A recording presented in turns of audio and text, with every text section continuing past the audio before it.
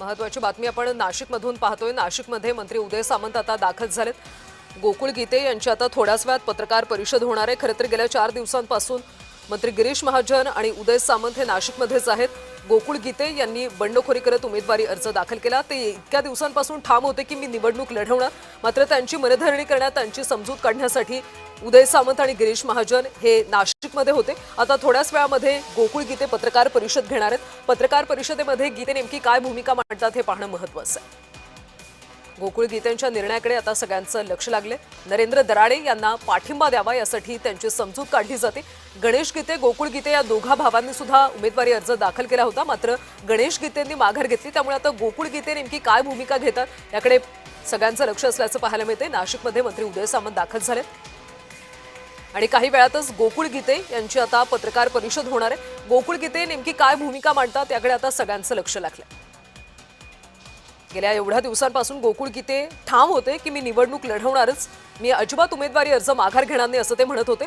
मात्र कदाचित ते आता उमेदवारी अर्ज मागे घेऊ शकतात, आपली तलवार मॅन करू शकतात असं बोललं जातं। त्यामुळे आता गोकुळ गीतेंच्या पत्रकार परिषदेकडे सगळ्यांचं लक्ष लागले। गेल्या इतक्या दिवसांपासून मंत्री उदय सामंत, मंत्री गिरीश महाजन गोकुळ गीते यांची समजूत काढतायत की उमेदवारी अर्ज मागे घ्या, पाठिंबा द्या, नरेंद्र दराडे यांना पाठिंबा द्या अशी मागणी केली जाते, अशी त्यांची समजूत काढली जाते। त्यामुळे गोकुळ गीते आता पाठिंबा देतात का नरेंद्र दराडेंना हे पाहणं महत्त्वाचं आहे। कारण 2 दिवसांपूर्वी गोकुळ गीते यांनी दराडे कुटुंबावर सुद्धा अनेक आरोप केले होते। त्यामुळे गीते आता नरेंद्र दराडेंना पाठिंबा देतात का हे पाहणं महत्त्वाचं आहे। गोकुळ गीतेंच्या पत्रकार परिषदेकडे, त्यांच्या निर्णयाकडे सगळ्यांचं लक्ष लागलं। नाशिकमध्ये दृश्य आपण पाहतोय, मंत्री उदय सामंत नाशिकमध्ये दाखल झालेले आहेत। बंडखोर गोकुळ गीतेंची तलवार आज म्यान होण्याची शक्यता आहे। थोड्याच वेळात त्यांची पत्रकार परिषद होणार आहे। आता याआधी उदय सामंत काय बोलतात हे पाहणं महत्त्वाचं आहे। आणि या संदर्भात आपण अधिकचे अपडेट्स घेऊयात आमचे प्रतिनिधी किरण गोटूर यांच्याकडून। किरण, खरं तर गोकुळ गीते आज आपली तलवार म्यान करतील अशी शक्यता वर्तवली जाते। त्यांची पत्रकार परिषद सुद्धा आहे। नाशिकमध्ये सध्या काय घडतंय? गेल्या काही दिवसांपासून गोकुळ गीते आपल्या उमेदवारीवरती ठाम होते आणि त्यानंतर मंत्री उदय सामंत, गिरीश महाजन या दोघांनीही समजवण्याचा जे आहे ते प्रयत्न केल्याचं आपण बघितलेलं आहे। काल सुद्धा मुंबईमध्ये मंत्री गिरीश महाजन आणि उदय सामंत यांच्या उपस्थितीमध्ये ही बैठक झाली आणि गीते बंधू सुद्धा या बैठकीला जे उपस्थित होते। आज नाशिकमध्ये हे सगळे नेते आलेले आहेत। काही वेळानंतर एक पत्रकार परिषद आहे। त्या पत्रकार परिषदेमध्ये गोकुळ गीते आपली भूमिका मांडतील। गोकुळ गीते यांनी आपली उमेदवारी कायम ठेवल्याने शिवसेनेच्या अडचणी कुठेतरी वाढलेले होते। मध्यंतरी मुख्यमंत्री आणि एकनाथ शिंदे या दोघांनीही गोकुळ गीते यांच्याशी संपर्क साधून त्यांना ज्या उमेदवारी मागे घेऊन जे महायुतीचे उमेदवार आहेत नरेंद्र दराडे यांना पाठिंबा देण्यासंदर्भात चर्चा केली आणि त्यानंतर काल सुद्धा मुंबईमध्ये एकूणच बैठक झालेली आहे आणि त्यानंतर आज हे सगळे नेते नाशिकमध्ये आलेले आहेत। काही वेळातच हे एक पत्रकार परिषदेचं आयोजन करण्यात आलेलं आहे आणि या पत्रकार परिषदेला गिरीश महाजन आणि उदय सामंत आणि गीते बंधू हे सगळे उपस्थित राहतील आणि त्यानंतर त्या पत्रकार परिषदेमध्ये अधिकृत घोषणा जी आहे ते करण्याची शक्यता आहे। त्यामुळे नेमकं गोकुळ गीते काय भूमिका घेतात हे बघणं महत्त्वाचं असणार आहे। इतक्या दिवसांपासून गोकुळ गीतेंची समजूत काढली जाते, आता ते तलवार म्यान करतायत, माघार घेतायत, त्यामागे नेमकं काय कारण, कशा पद्धतीने त्यांची समजूत काढण्यात आली आहे?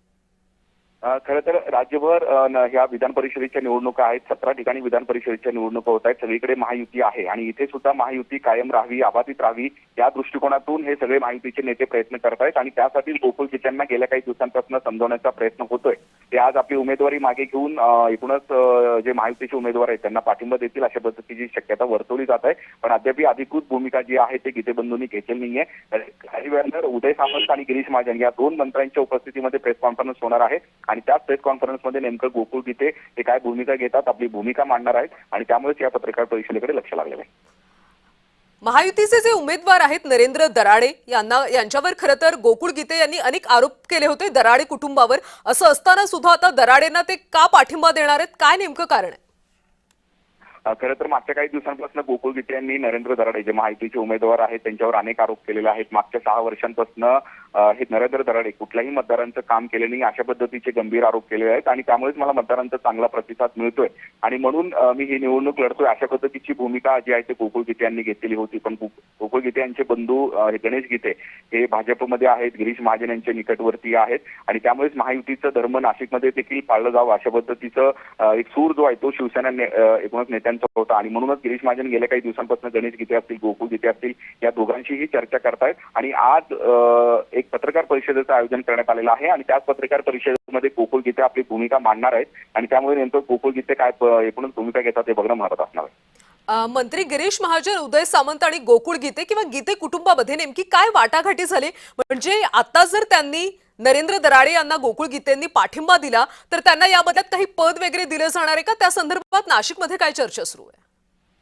कालच कल्याणी या सगळ्या संदर्भात मुंबईमध्ये एक बैठक पार पडलेली आहे. तिथे काही आश्वासन जे आहेत ते या मंत्र्यांकडून गीते बंधूंना देण्यात आलेलं आहे अशा पद्धतीचं माहिती मिळत आहे. पण अधिकृत जी भूमिका आहे किंवा अधिकृत जी माहिती आहे गीते बंधूंनी अद्याप दिलेली नाहीये. आज पत्रकार परिषदेमध्येच आमची भूमिका मांडू अशा पद्धतीची भूमिका काल गीते बंधूंनी घेतलेली होती आणि त्यानंतर काल रात्री उशिरा गिरीश महाजन हे नाशिकमध्ये दाखल झालेले आहेत आणि त्याच पद्धतीने उदय सामंत अगदी काही वेळापूर्वी नाशिकमध्ये दाखल झालेले आहेत. हे दोघंही आणखीन एकदा गीते बंधूंची त्यांच्या घरी भेट घेणार आहेत आणि त्यानंतर आणखीन एक बैठक होईल आणि त्या बैठकीनंतर प्रेस कॉन्फरन्सचं आयोजन करण्यात आलेलं आहे आणि त्या प्रेस कॉन्फरन्समध्ये या सगळ्या एकूणच प्रश्नांचं उत्तर मिळणार आहे आणि त्यामुळे नेमकं गीते बंधू काय भूमिका घेतात त्या भूमिकेकडे आता लक्ष लागलेलं आहे. मुंबईतल्या बैठकीनंतर दराडे यांनी गीते बंधूंची भेट घेतली आहे का? त्यानंतर अद्याप भेट ही झालेली नाहीये. गेल्या 2-3 दिवसांपासून दराडे बंधू हे दोघंही हे गीते बंधूंच्या संपर्कात होते. किशोर दराडे गणेश गीतेंच्या घरी येऊन गणेश गीते यांची भेट घेतली पण त्यानंतर हे दोघंही मुंबईला गेले, मुख्यमंत्र्यांची भेट घेतली पण गीते बंधूंची अद्याप भेट झालेली नाहीये. खरं तर या सगळ्या संदर्भात मंत्री हे गीते एकूणच बंधूंशी हे चर्चा करतायत आणि त्यामुळेच हे दोघंही पुन्हा एकदा जे उदय सामंत गिरीश महाजन हे नाशिकमध्ये आहेत आणि काही वेळानंतर हे गीते बंधूंची आणखीन एकदा भेट घेणार आहेत. काल जी बैठक झाली मुंबईनंतर आज आणखीन एक भेट घेणार आहेत आणि त्या भेटीनंतर हे सगळेजण एक प्रेस कॉन्फरन्स घेणार आहेत आणि त्या प्रेस कॉन्फरन्समध्ये अधिकृत जी भूमिका आहे ती जाहीर करणार आहेत. खरं तर गोकुळ गीते यांना समजावण्यामध्ये उदय सामंत आणि गिरीश महाजन यांचा बराच कस लागल्याचं पाहायला मिळते. त्यामुळे आता उदय सामंत किंवा गिरीश महाजन पत्रकार परिषदेत नेमकं काय बोलतील त्या संदर्भात काही माहिती मिळते का? अद्याप त्या संदर्भात काही माहिती मिळू शकली नाही. कालच जे एकूणच उदय सामंत एकूणच निर्णय होईल ते सकारात्मक होईल अशा पद्धतीची माहिती दिलेली आहे. आता नेमकं सकारात्मक करणार आहे. बंधूंशी जवळपास 2 तास चर्चा जी आहे ते मुंबईमध्ये झालेली आहे आणि रात्री उशिरा एकनाथ शिंदे यांनी सुद्धा गीते बंधूंची संपर्क साधला होता अशा पद्धतीची माहिती सूत्रांकडून मिळत आहे आणि त्यानंतर हे सगळेजण रात्री उशिरा नाशिक दाखल झालेले आहे. गिरीश महाजन सुद्धा रात्री उशिरा नाशिकमध्ये दाखल झालेले होते. आता काही वेळापूर्वी जे उदय सामंत सुद्धा नाशिकमध्ये दाखल झालेले आहेत. आता गिरीश महाजन आणि उदय सामंत हे दोघंही हे गीते बंधूंच्या घरी येणार आहेत आणि त्यानंतर आणखीन एक बैठक होईल आणि त्या बैठकीनंतर आता माघार घेतील असंच चित्र पाहायला मिळते. त्यामुळे पत्रकार परिषदेतून गीते काय बोलतात त्याकडे लक्ष असणार आहे. धन्यवाद किरण माहितीसाठी.